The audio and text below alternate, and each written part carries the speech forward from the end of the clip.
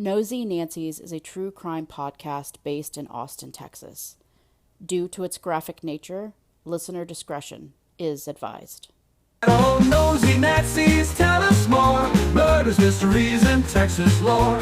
Tune in tight for the latest feat. Each episode is a killer treat.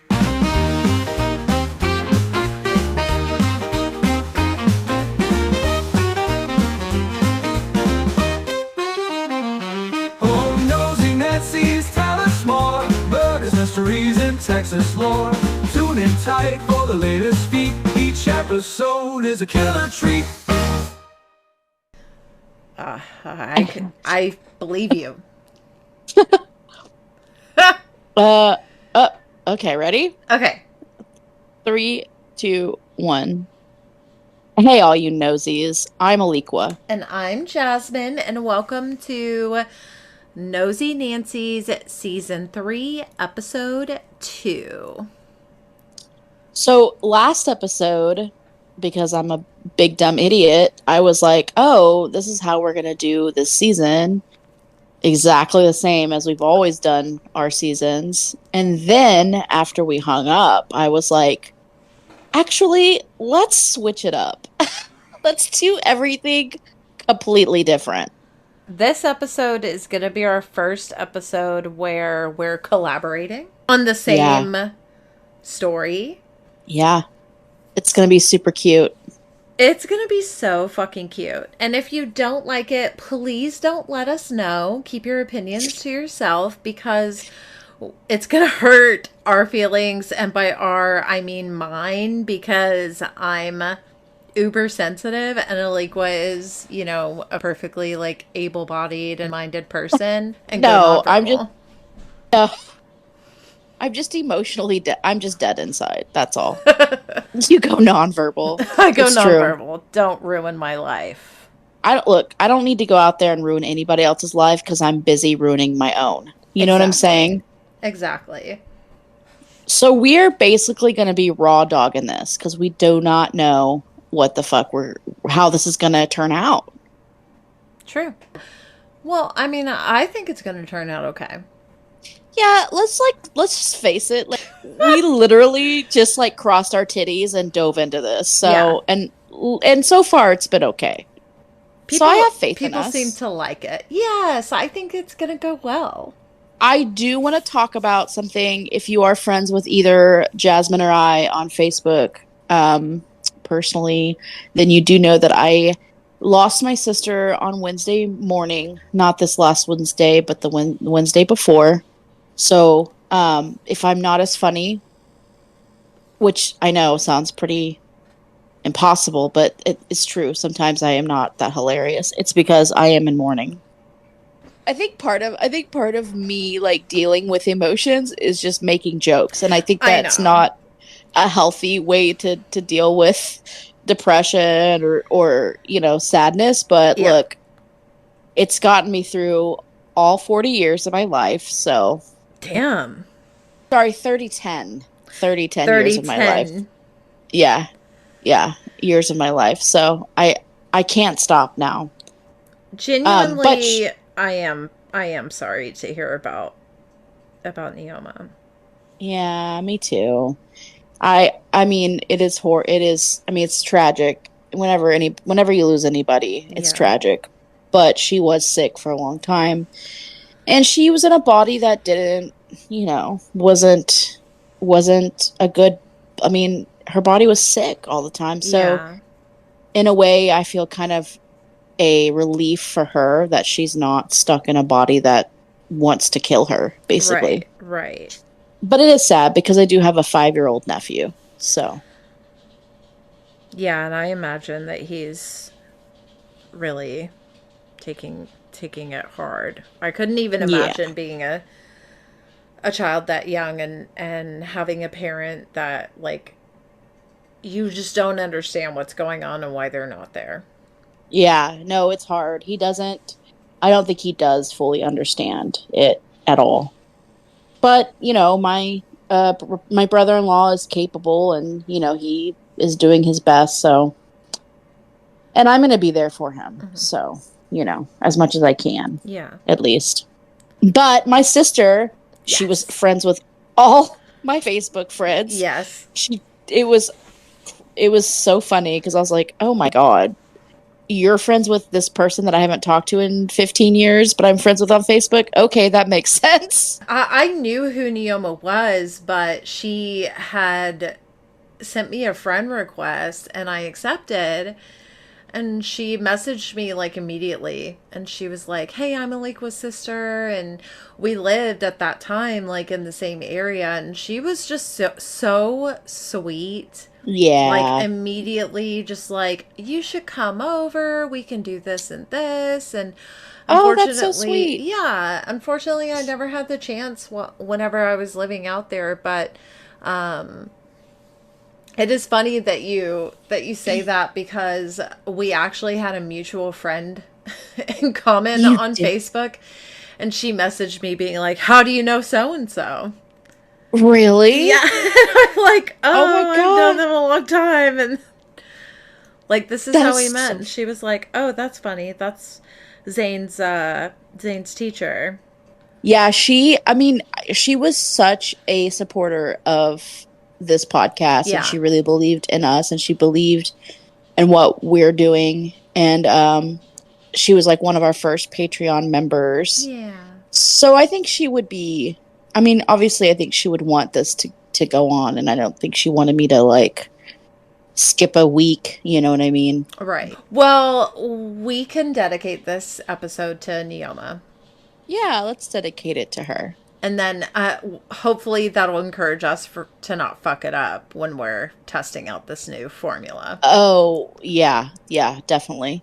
Yeah. Look, there's enough people on this plane of existence that hates me.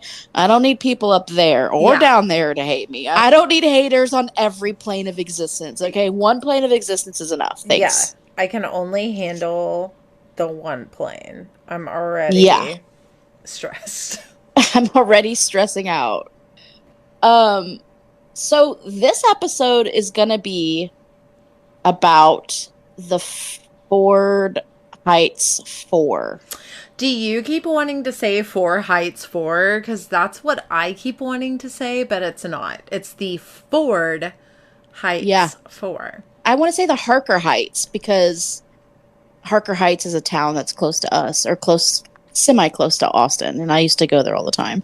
So I keep wanting to say the Harker Heights 4, but that's not the truth. It's the Ford Heights 4. I keep wanting to say the Four Heights 4, and then I'm thinking about like the Four Tops, but this is not that. The Four Tops of what? The Four Tops, the singing group. I don't know that group. I don't know them. The Four What is it? Tops. There were four of them. Were they all tops or do you think they were secretly bottoms? Oh, that is a great question for an unauthorized biographer. I don't care. They were a music group, a quartet in the 1960s. Okay, well, I was not alive in the 1960s. I know. Well, Shocking. neither was I. I'm not convinced that you're not a vampire, so. Okay. Well, keep it to yourself. I don't need eyes on me. Yeah, that's what you get on the list for. It has nothing to do with like how fast do bodies decompose or how can you, what is lividity and how do you, it's the fact that you might be a vampire. I mean, look, hot. I love that. I love that about you. Thank you so much. So this episode is going to be about the Ford Heights 4. Yes, the Ford Heights was an area, was mainly poverty-stricken people of color. It was very like underdeveloped housing communities and an area in Chicago of like real struggle. Right. Well, I'm ready. All Look, right. I'm strapped in. I got my Diet Dr. Pepper because I'm so skinny. Oh my God, I love the diet. That's how I maintain my figure. Yeah. My figure is beach ball, but go ahead. Yeah, my figure's ever expansive. So on May 11th, 1978, a woman by the name of Carol Schmal drove her fiance, Larry Lionberg, to work at the gas station where he was working his first after midnight overnight shift because his car was not working. She decided to stay with him during his shift to kind of keep him company. During the shift, a freelance photographer, I don't know their name, told the police that she bought some gas at around 12:30 a.m. when she saw Schmal there counting cigarette packages. So both were in attendance. Two of their friends, Sharon Marcaro and Pete Wonder, happened to stop by at the gas station as well at about 2:15 and saw the couple alive and doing fine. At about 6:30 a.m., the day manager, Clemente, arrived and found the gas station completely ransacked and it was left unattended. Police said that the inventory showed $148 in cash and about $250 worth of cigarettes were missing. Schmal's purse was found in her car, which was parked at the gas station. It contained a receipt for a wedding ring and roughly $50 in cash. Larry and Carol had just recently gotten engaged. So, so sad. Yeah, they were young lovers just starting their little life together. The next day, the body of Larry Lionberg was found in a field next to Cannon Lane in East Chicago Heights. Oh, what the fuck? Yeah, so just out in the road. What? Schmal's body was found nude from the waist down, except for the pair of knee socks that she had on, in an upstairs room in a nearby abandoned building at 1528 Cannon Lane. The victim. What? I don't understand that. So they went missing from No, I mean I get it. I just don't understand why they you would think that you would just, if you just rob a place and you would just kill them there. Like, right. Why did you have to take them elsewhere? Yeah, that's psychotic to me. I feel like. No, I agree. Obviously, they're psychotic because they're shooting up a store, but that's real fucking weird, right? That's real sadistic. To drive them to the place where Carol was found was abandoned. It was an abandoned townhouse. They were found on May 12th at about 10:30 a.m. Larry was found face down in the field. He was shot in the head twice and in the back once. When Carol was found in the room of the townhouse, she also was face down and had been shot twice in the head. Again, she was partially clothed, wearing her knee socks, and she was lying on her pair of jeans. A piece of plywood was covering the lower part of her body, and the investigating medical officer said that she had been shot where she was found, but could not say with certainty that Larry had been shot where he was found. Like, he may have been shot elsewhere and drugged somewhere else. Or dropped off, dumped. They killed him first, and then they obviously brought her, but we're not murderers. At least that's true. That I know. Yeah. Tests were ran on Carol by vaginal swab, and that swab showed that she had had intercourse within the past 36 hours. There was no trauma to the vaginal area. No foreign pubic hairs were found.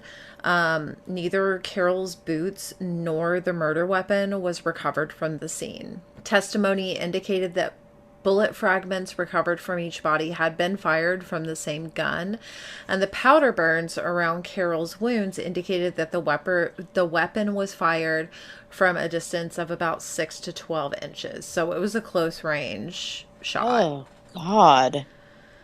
So whoever did it had to have had like blood splatter on Yeah, them. I would imagine Yeah. entirely.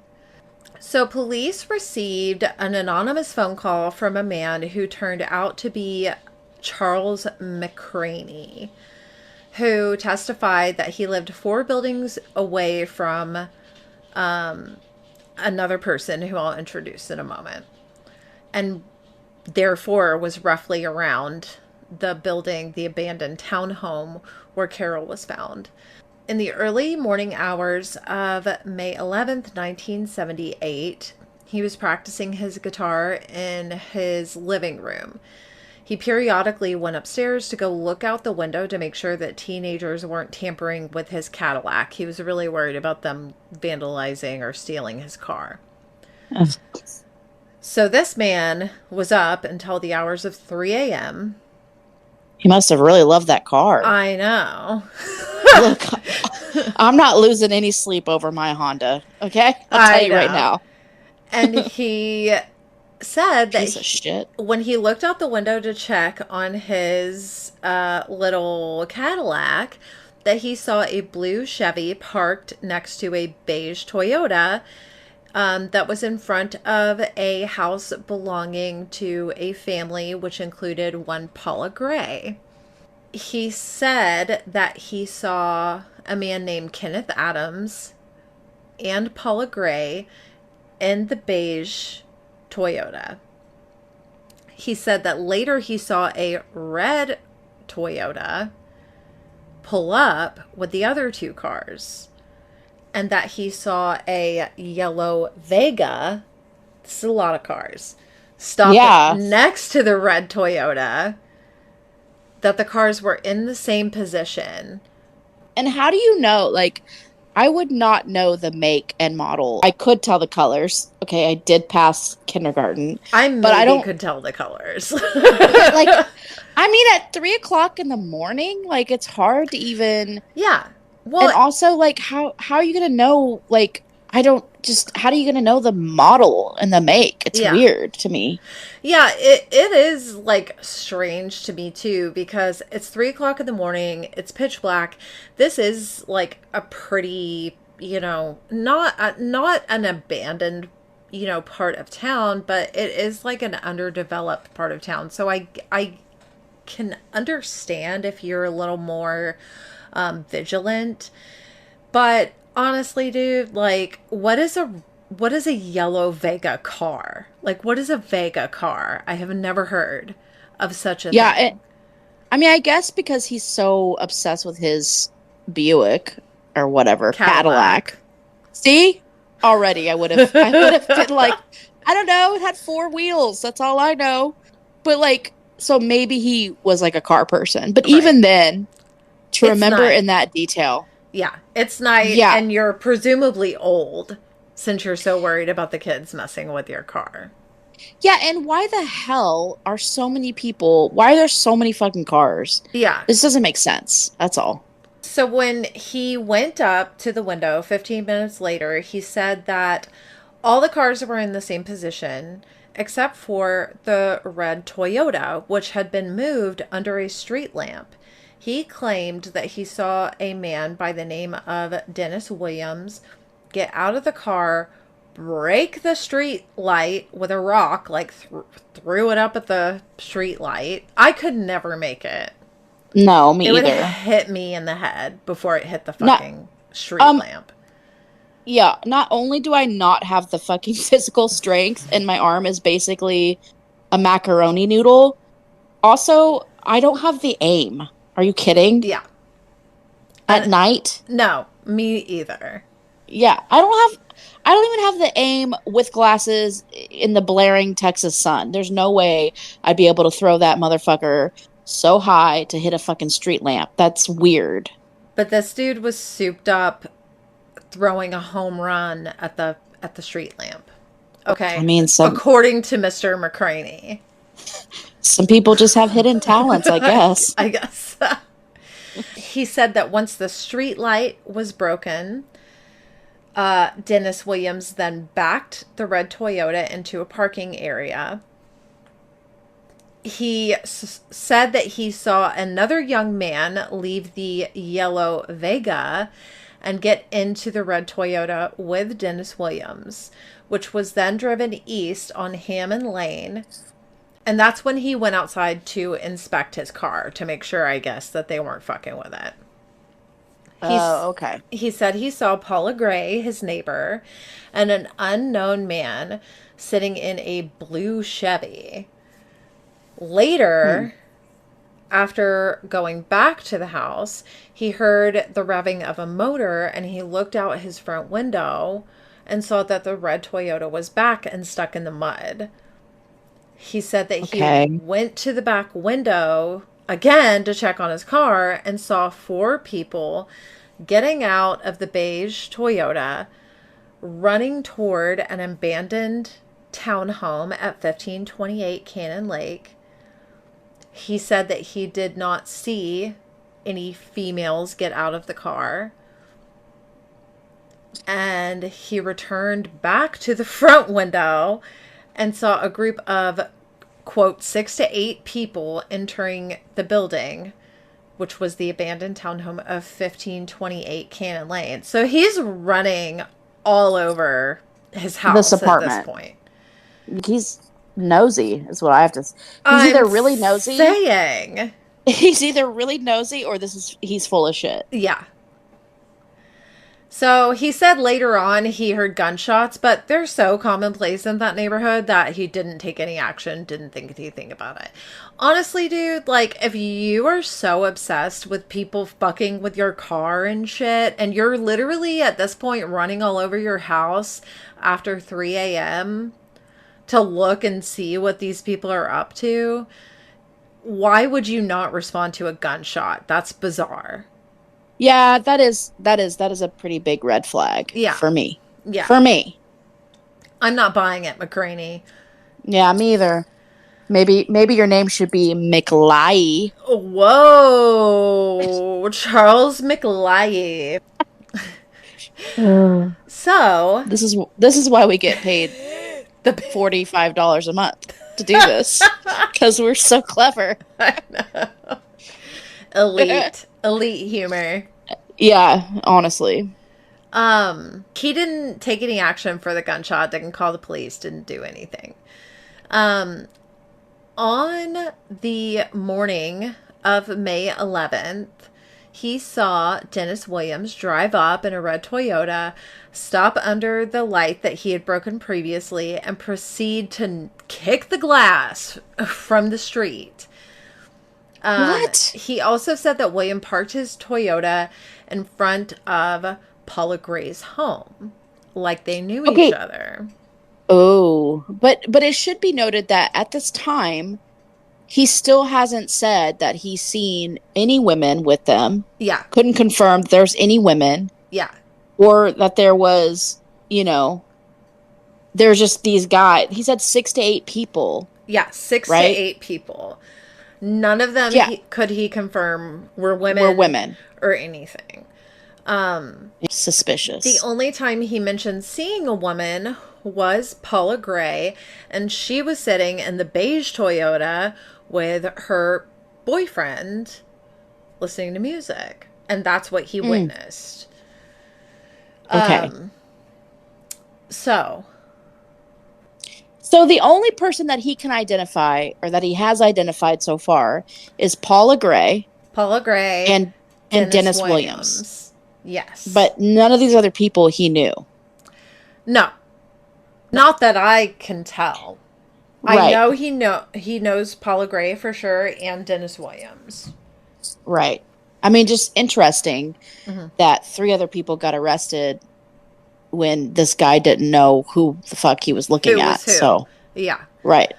Yeah. McCraney did also testify that after the bodies of Schmal and Lionberg were discovered, he saw Williams among the crowd that had gathered, and that on the basis of some comments that Williams made to a friend at that time about the shootings, as well as his earlier observations, he decided to place an anonymous phone call to the police.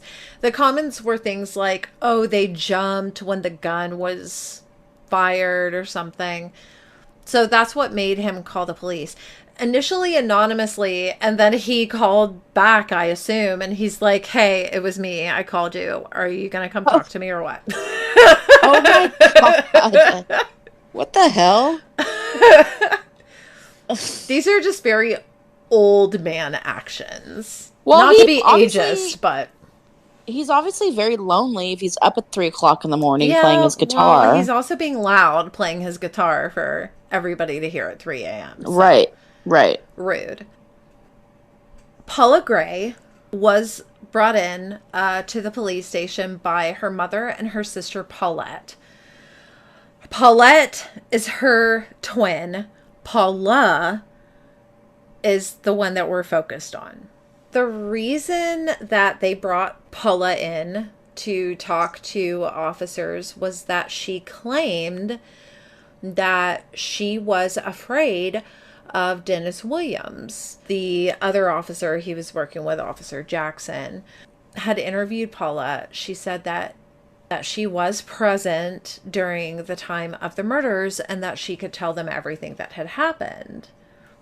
Her mother encouraged her to cooperate with the police, answer whatever questions. Paula, her mother, her twin sister, and 5 younger brothers and sisters lived at 1525 Hammond Lane in the housing complex that we're talking about, the Ford Heights.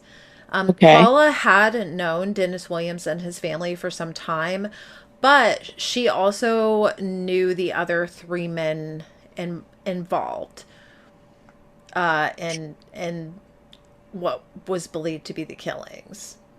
So Paula said, the night of the murder, she and her boyfriend, Kenny Adams, were sitting in his car, a beige Toyota, listening to music. After sitting in the car for some time, she got out and went back into the house. She said that she heard some noises and she looked out her living room window and saw some men trying to get Dennis Williams's red Toyota out of the mud. She came outside, and I guess from what I gather, they went into the abandoned building and she just kind of followed them. And according to her statement, she was hiding to watch what they were doing. Okay, sure. So she said that she saw Dennis Williams, Vernil Jimerson, who was also known as Lurch, Kenny Adams, her boyfriend, and Willie Range, also known as Tuna, in addition to seeing a white man and a white woman who were unknown to her. She said the 2 white people were taken out of the car and pushed ahead by Williams, who walked over to her, spotting her, grabbed her by the arm, and told her to come with them.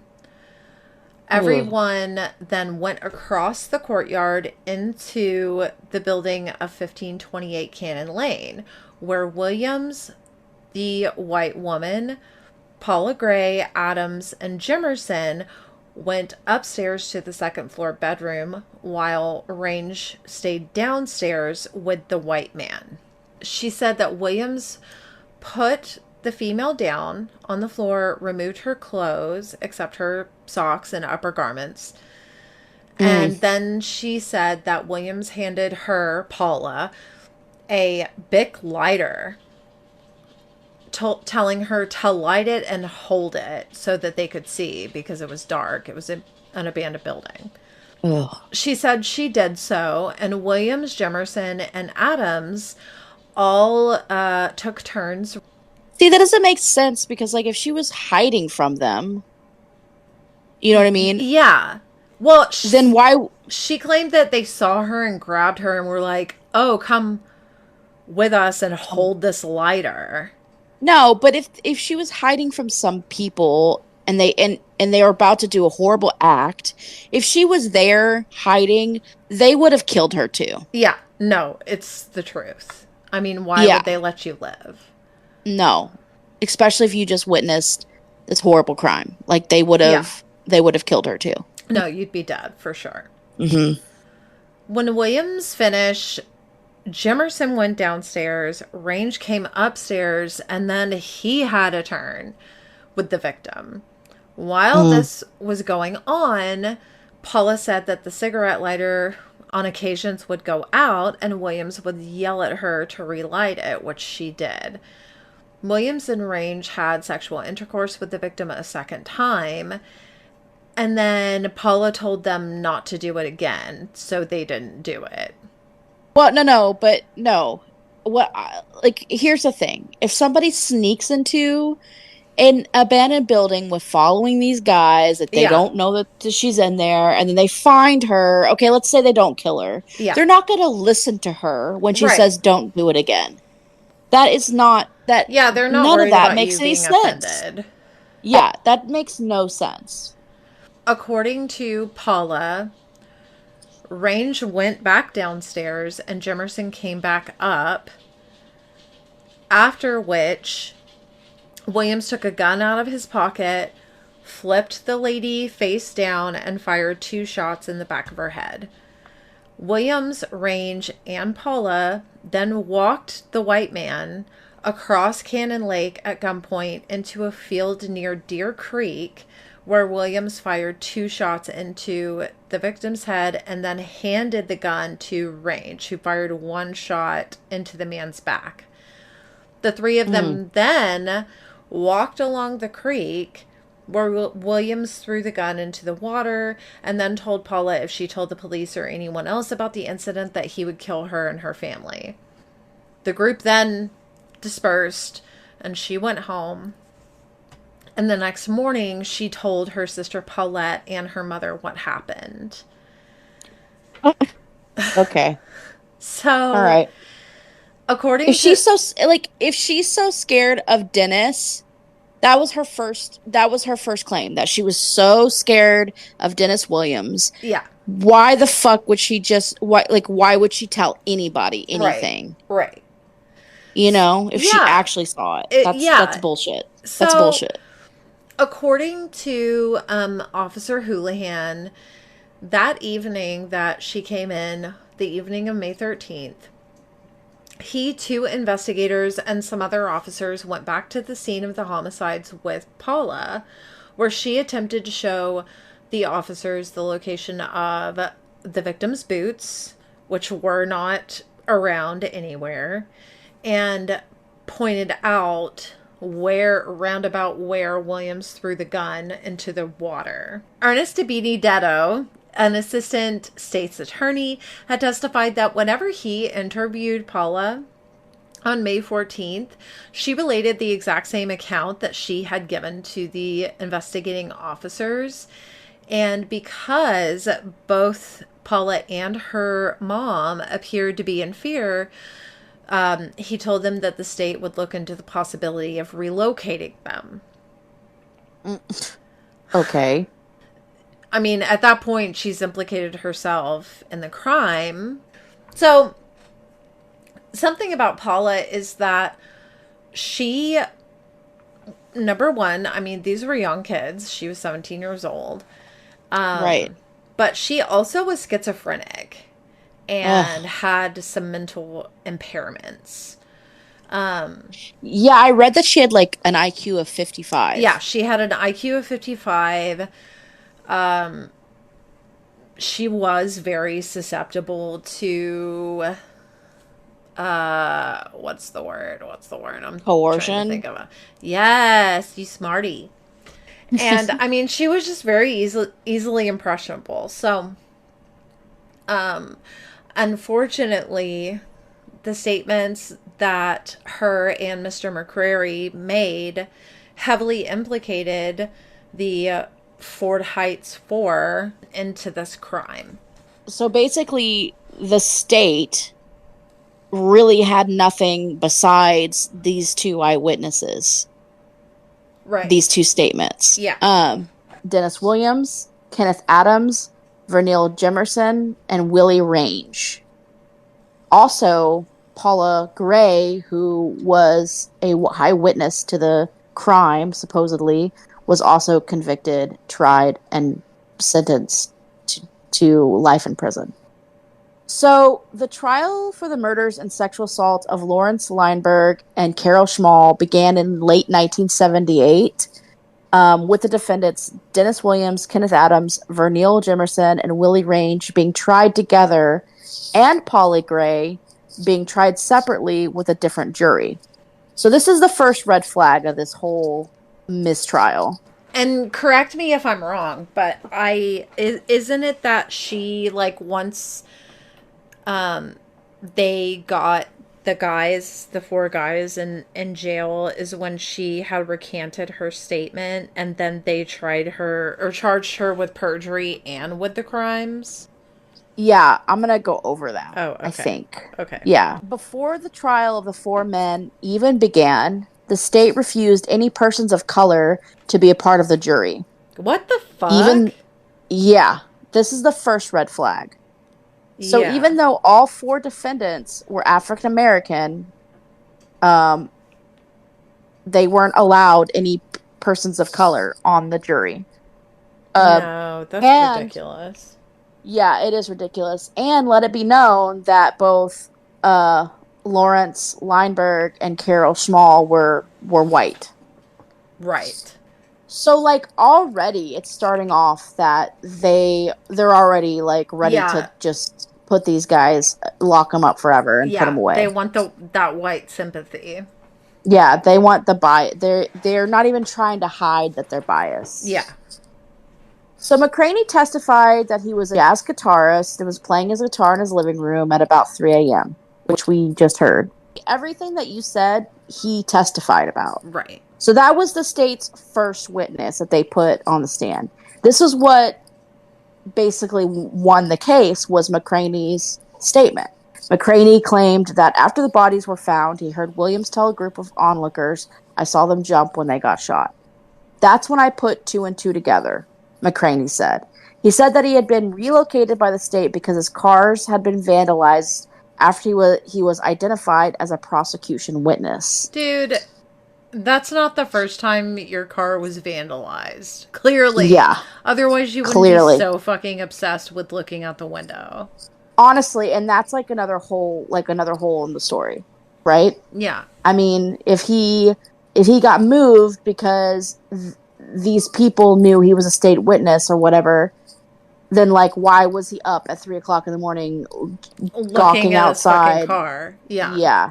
Give me a break. A state expert witness, Michael Podlecki, said that at least one of the rapists was type A secretor blood, even though it affects 25% of the population, but that they must be guilty of the crime because both Williams and Adams had type A secretor blood. What? If you're a secretor, it means that your ABO blood type, that's A, B, AB, or O, is not only in your blood, but it's also in other bodily fluids like saliva and mucus. Ew. Yeah. Whether you're a secretor or not is caused by one particular gene, which you can figure out with DNA testing. So they didn't have any DNA testing other than whoever sexually assaulted Carol, they were a secretor or a secretor. But other than that, they had no other evidence. And it's 25% of the population that has this 25 gene. Yeah. That's a lot. I mean, that's quite a bit. Yes. Ew, what if we're secretors accidentally? I don't know. I wonder. 3 hairs were also admitted into evidence. These were taken from Williams' car, 2 from the back seat and 1 from the trunk. Podlecki said the hairs were Caucasian. He said there were no dissimilarities from the back seat and the one from the trunk and the hair of Schmal. Podlecki said the other hair from the back seat was consistent with the hair of Lindbergh. He said that even at the highest magnification, he could not ascertain any dissimilarities between the hair samples. Again, no blood samples, no DNA was taken. He's literally looking at these hairs in a microscope. And saying, these are definitely a match, which is crazy. Yeah.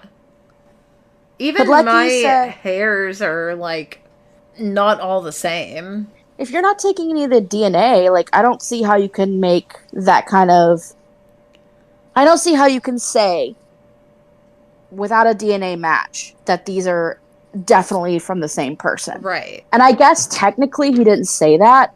He just said that he could not ascertain that they were different. Well, he just doesn't sound like a professional. If you can't tell if something's different, then you can't tell that they're the same. Just don't even say it.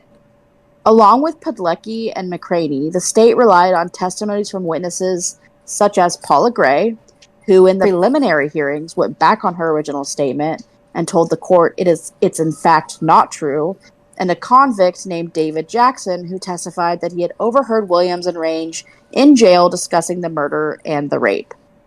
David Jackson testified about a conversation between Williams and Range that took place on May 15th while in the intake section of the Markham Police Station jail.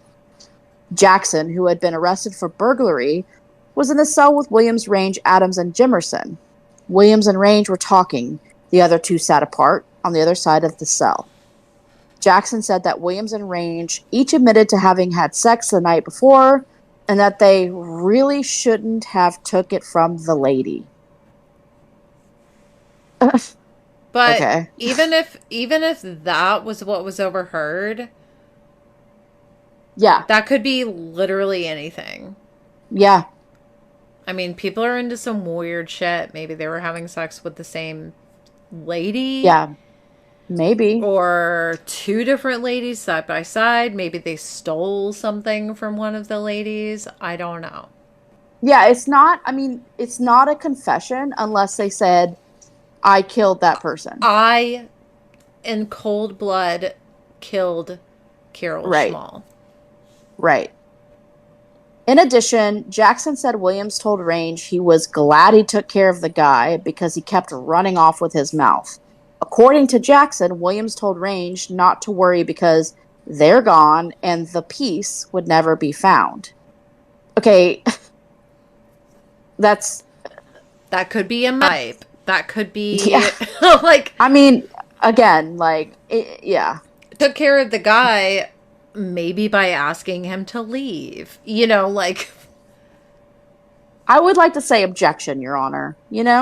Williams also said he would have to get somebody to take care of the lady that seen them in the neighborhood the day they got arrested.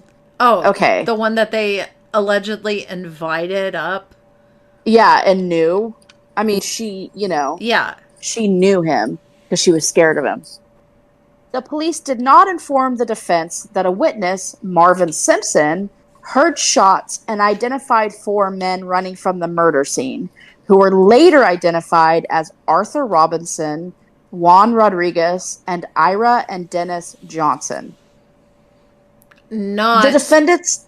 Any of our 4 guys. Not any of the 4 guys that were on trial and later convicted. The defendants' families testified that the Ford Heights 4 were elsewhere at the time the murders took place. Williams testified and denied involvement in the crime. He said he got home around 1:30 a.m. after taking Jimerson and his family to Chicago. He said he stopped just before going home for about 5 minutes to talk to Adams and Gray, whom he found in Adams' car parked in front of Gray's home. So, I mean, they were there, but not doing anything. Well, and honestly, Jimerson wasn't there because he had just dropped him off with his family. Yeah. He said that he went straight home and did not get up until about 9 a.m. Range and his girlfriend both testified that they were together at Range's home with other family members who were already in bed until about 3:30 a.m. He also testified that on May 11th, he worked from 9 a.m. until 7 p.m. So this guy's just not going to sleep? Right. He's just going to commit crimes and not go to work? Yeah. Not get a paycheck? Right. Adam's mother testified that her son was home asleep about 3:15 a.m. and was still asleep at 7 a.m. when she got up. When McCraney said he saw the boys again the next morning, he was how can he do that? Yeah, how can he do that when Adams was asleep at 7 a.m.? McCraney according is to old his as mother. Fuck. Some Yeah. paranoid ass old man. I don't even know how old he is, but Sounds pretty I old. believe it. Despite having very little physical evidence to prove the 4 defendants were even at the scene of the crime, and Gray's backpedaling on her original testimony, on October 20th, 1978, Williams and Range were convicted of first-degree murder, aggravated kidnapping, and rape. They were acquitted of armed robbery. Adams was convicted of rape and first-degree murder, the crimes for which he had been charged. Gray was convicted of rape, first-degree murder, and perjury. Both Williams and Adams were sentenced to death, Range to life, and Jimerson to 75 years in prison, which is basically life, and Right. Gray to 50 years in prison. The defendant's lawyer, Archie B. Weston, was the subject of a legal disciplinary hearing at the time of the first trial, and the outcome of the hearing led to Weston eventually being disbarred. While he's representing these 4 guys, he's under scrutiny for something else he did, which led him to losing his fucking license. So, in 1983, Rob Warden exposed serious problems with the case, but it took another 14 years to exonerate the innocent men. The exoneration came about as a result of monumental efforts by a legal team that included Lawrence C. Marshall and a student investigative team headed by Northwestern professor David Protess. 3 female students, including Laura Sullivan, who is now an award-winning investigative correspondent for NPR, investigated this case and found the Marvin Simpson witness statement testifying to seeing Robinson, Rodriguez, Ira, and Dennis Johnson fleeing from the murder scene. An independent forensic witness found in 1987 that Williams and Adams actually had non-secretor blood, the only alleged physical evidence that the state had provided the court during the first trial. Yeah. And which the judge found was enough to sentence both men to death. So the evidence that they had that put these guys on death row, they actually didn't even have.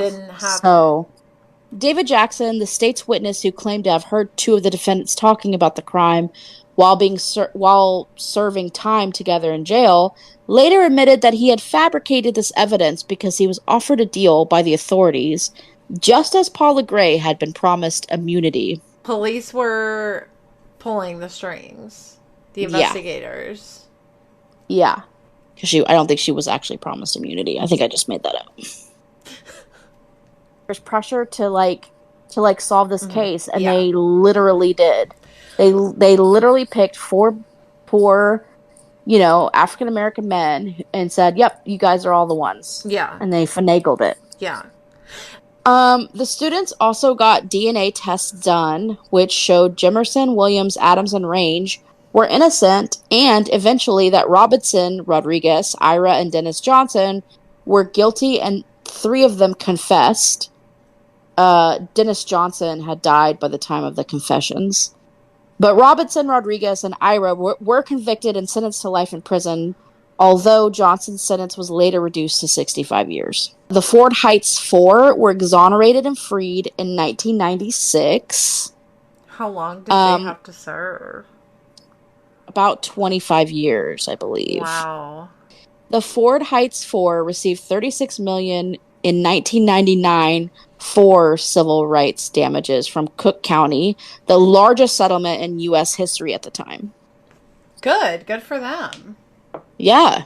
I mean, like, how much is 25 years or 20 plus years of your life worth of your life? Yeah, I would think it's more than 36 million, but I mean, I'm glad that they got something.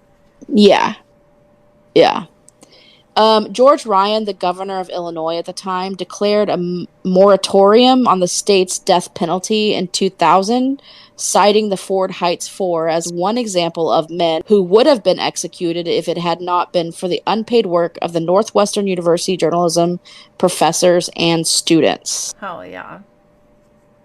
Yeah, so they abolished the death penalty. Good. Which is amazing, yeah. So Dennis Williams died from a heart attack at the age of 46 in March 2003. Man. 7 years after being released from prison. Adams now lives with his wife in a south suburban Chicago area and leads a pretty quiet life. Good. William Range is now known as Willie Rain. He's married and lives on his 12-acre ranch in northwest Indiana. Okay, Willie Rain. Oh, I know. He's actually, there's like a little documentary of him on YouTube, and it's pretty awesome. That's cool. Vernil Jimerson was arrested for drug possession sometime after being exonerated, but is now sober, and although he spent all of the settlement, he leads a pretty happy life. Okay, good for him. I'm not sure about Paula Gray. I tried to look it up. I think she's still alive, but I don't think she was given any of the settlement, so I'm not sure what her life is like. I couldn't find too much on what Paula's doing now. I know that she also was exonerated, but as far as I know, she didn't receive any of the settlement money, and she's just living the best she can. The best she can.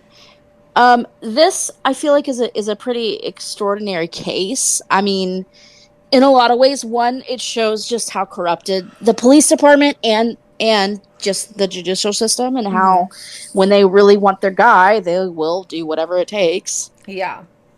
I did find out too, not to interrupt you, but I did see too while researching that the mayor of Fort Heights, I guess like 6 years ago, had to retire or was forced to resign because it had come to light that he was stealing like the town's money, which this is like still a poverty stricken, like the median income is $23,000 a year. So, oh my God. Fuck that guy. Jesus. Yeah. Oh, God. What a creep. But another reason why this case is so extraordinary is that, and I don't know how much we're going to see this in this season, but they did find the people who actually committed the crime. So there was justice. Awesome. Yeah. Yeah. Yeah. So there was justice that was served on both sides eventually, which I think is the best outcome for an unfortunate situation. Yeah. I don't, I mean, you can't bring back people, and you can't give people back their time they spent, but at least, for the families of the victims, they get to know that the proper people were put away. Yeah. And I mean, we can't speak for the victims, but the victims' families, but I feel like that's probably a pretty good win. Yeah. Yeah. So it was it's a pretty interesting case. I think we did pretty good together. Forever. I think so too. I'm pretty impressed. I think Neoma would be proud. Yeah, I think she would too. We have shout outs we need to do for the Patreon. We do. I always forget to do that first. So next week we have to do it first. I have a goldfish memory, so I'll try my best to remind you. I know. So the first Patreon shout out is going to go to Jenny B. Thanks so much for supporting us. Yeah. Hell yeah. Other shout out is for Jenna, who just found us, like, out of the blue. I don't know how she found us, but she did, and she's so kind. Yes, thank you so much for your support, the both of you, and to every Patreon. We really appreciate it. We do. We would still be doing this, but but our sales would not be as full, I don't think. So we do really appreciate you. Yeah, it means a lot. It really does. For this week's missing person, this is a missing person here in Austin. His name is Joel Webb. He was last seen, or he's been known to stay around the Burnett 183 area. His sister, who cannot find him or hasn't heard from him, she's out of town, and she's unable to travel.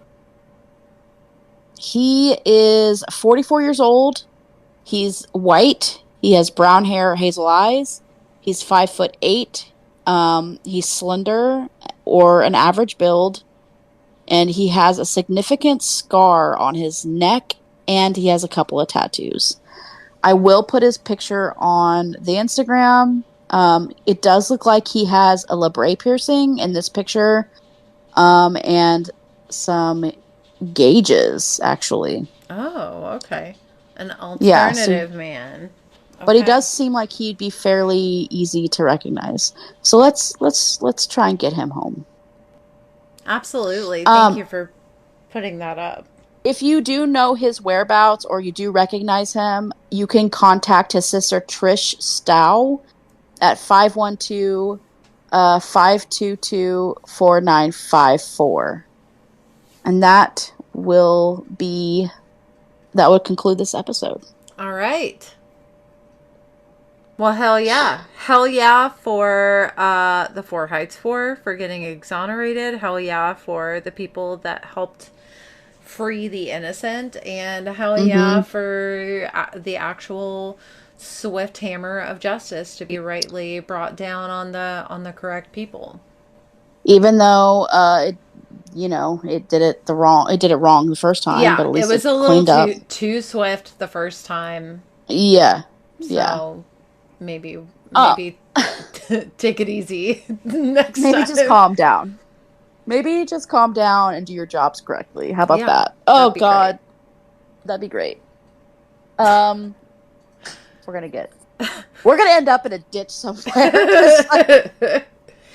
The government's gonna be like, you guys need to shut your pie holes, and I'm gonna say you're right. If you do like our podcast, if you could like it on Spotify or wherever you listen to us at, that would help others to find us. And also you can follow us on our Instagram.